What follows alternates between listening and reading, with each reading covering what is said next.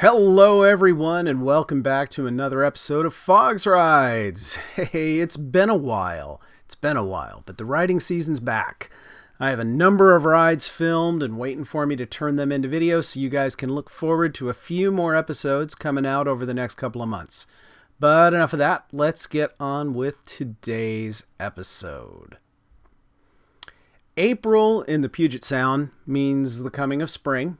And the coming of spring around here is often associated with tulips. And on April 9th, my lovely wife and I hopped on the Concours and headed north to Mount Vernon and the Tulip Festival. So Mount Vernon is located about 60 miles north of Seattle in the Skagit Valley. It's a lovely area, which is known primarily for its many tulip fields and the annual Skagit Valley Tulip Festival and Street Fair held every April when the tulips are in full bloom. Now, there are two ways to get to Mount Vernon from the greater Seattle metropolitan area. We could take the easy, boring way up Interstate 5. That's pretty much a straight shot over a wide, relatively flat, multi-lane, somewhat crowded slab of pavement. Or we could shift over about 5 miles to the east and take the much more interesting route on State Highway 9. No prizes for guessing which route we'll be taking. Today we're going to pick up the ride in Lake Stevens, Washington. We're about 5 miles east of Everett. The lake is to our right, just on the other side of that strip mall over there. And we're heading north on Highway 9. Like most of the towns in this part of the country, Lake Stevens was settled in the late 1800s by homesteaders and then later developed to serve the timber industry. It had a steel mill and a railroad spur. In 1919, the mill, which was once known as the, well, perhaps self-proclaimed, world's largest sawmill, in quotes, burned down and was partially rebuilt. It burned down again in 1925, and at that point they gave up and just dismantled it. Although that marked the end of the timber industry in Lake Stevens, by then the town had developed into a flourishing town. And these days it's primarily known as a bedroom/resort community serving the greater Seattle area, offering some much-needed, relatively affordable homes. It's home to about 30,000 people now.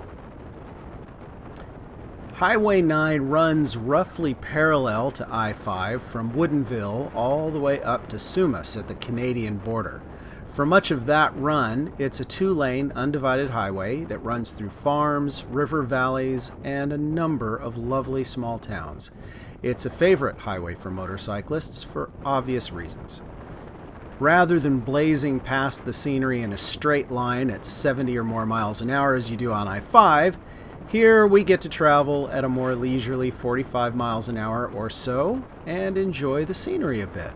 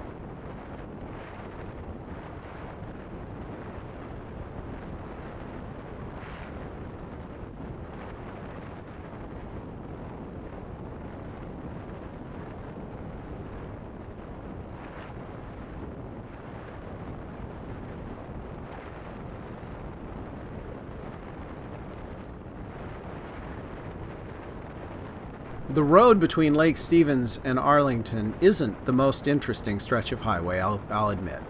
Most of it is pretty straight. But once we're past Arlington, things start to get a little more interesting. So Arlington, here we are at Arlington. Arlington was founded at the turn of the 20th century. It was founded as a timber town, like most of these towns, and it was once dubbed the shingle capital of the world. It was located on the Northern Pacific Main Line, over which it shipped timber products to areas far and wide. These days, Arlington is perhaps best known for its annual air show, the Arlington Fly-In, which is held each year in early July at the Arlington Municipal Airport. This is a first-class air show. I highly recommend it. If you ever get the chance to attend, do. You won't regret it. Great air show. I've been a number of times. Arlington's population these days is just south of about 20,000 people.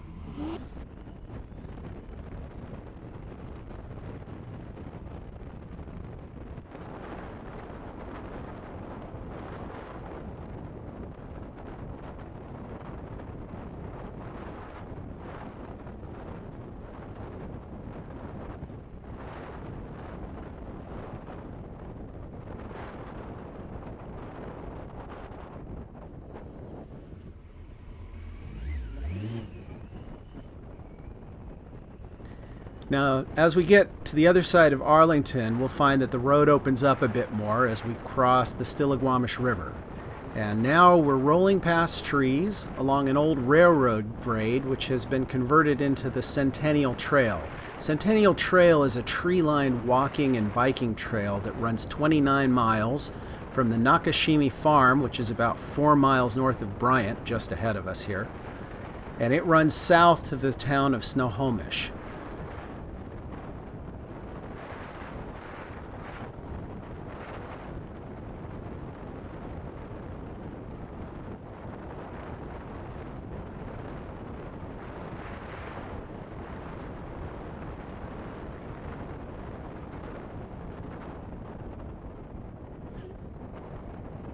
All right, now as we pass Lake Bryant on our right, we slip through the tiny town of Bryant, and the road begins to get just a little more curvy and a little more interesting.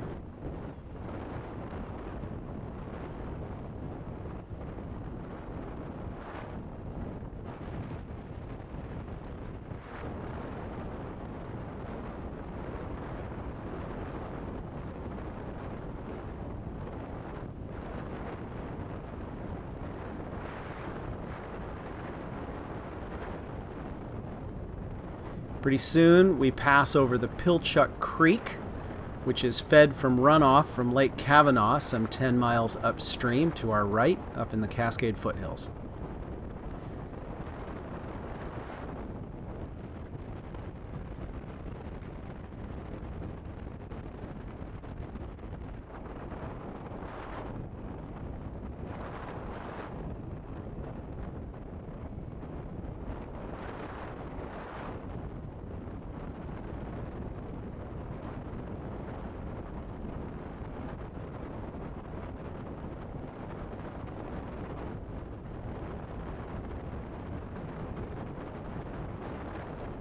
Now we're passing the gray barn of Nakashimi Farm on our left. That marks the north trailhead for the Centennial Trail.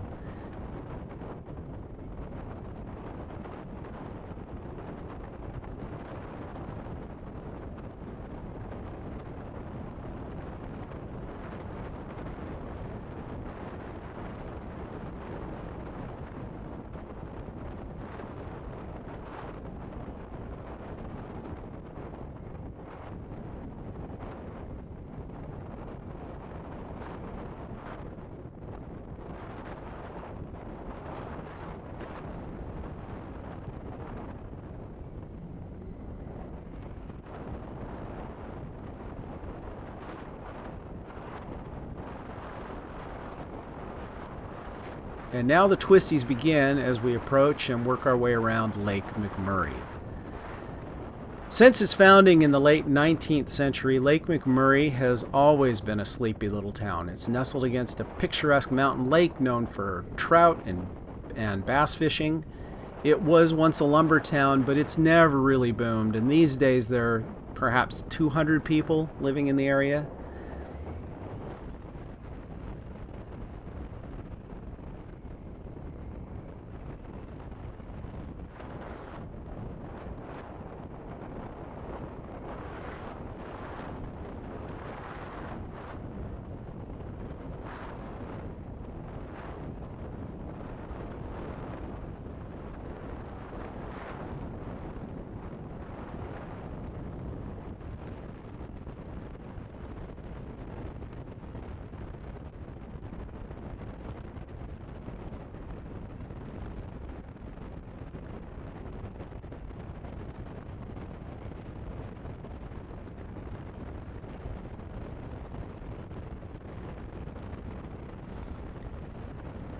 So as we wind our way around Lake McMurray, pretty soon the twisties dump us out into a mountain valley that offers lovely views of the northern Cascades. There are ranches and farms lining the road, and this is just a beautiful ride. You can really smell that mountain air, and it's just a lovely ride.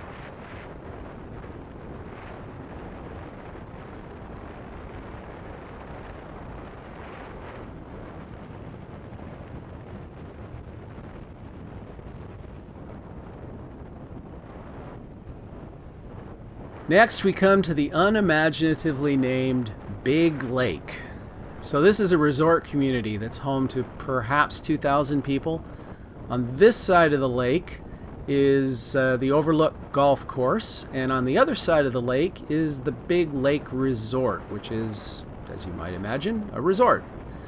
The north end of the lake was once a bustling logging town, but a fire destroyed much of the town in the early 1900s, and those buildings were never rebuilt.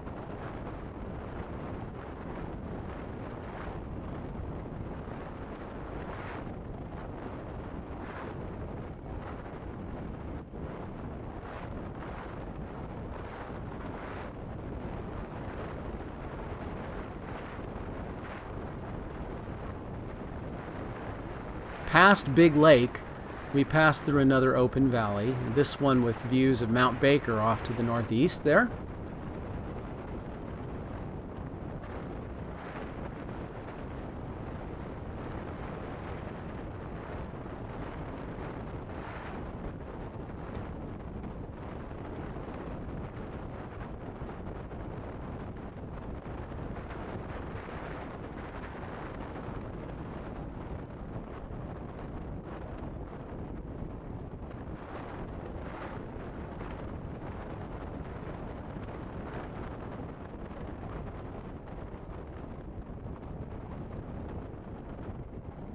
And soon we come to the roundabout next to Big Rock Cafe and Grocery. Here we could continue on Highway 9 up to Sedro-Woolley, which is the start of one of the Pacific Northwest's best rides, the Cascade Mountain Loop, which is totally worth doing, but we're going to leave that for another day. Today, we're going to take Highway 538 on into Mount Vernon.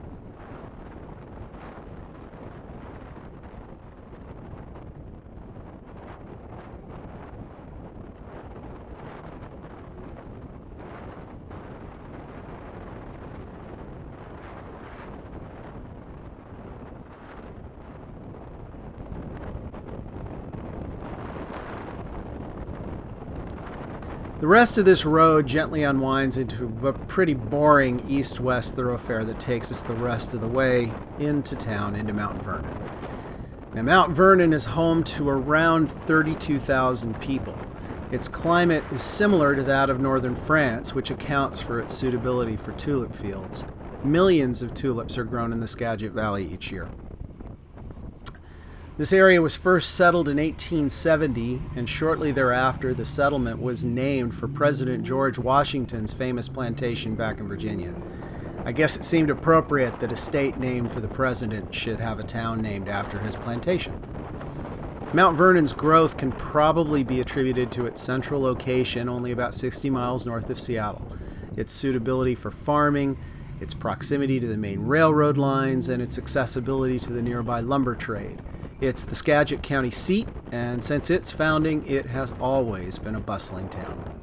The Skagit River flows through town and has occasionally caused some trouble when it floods.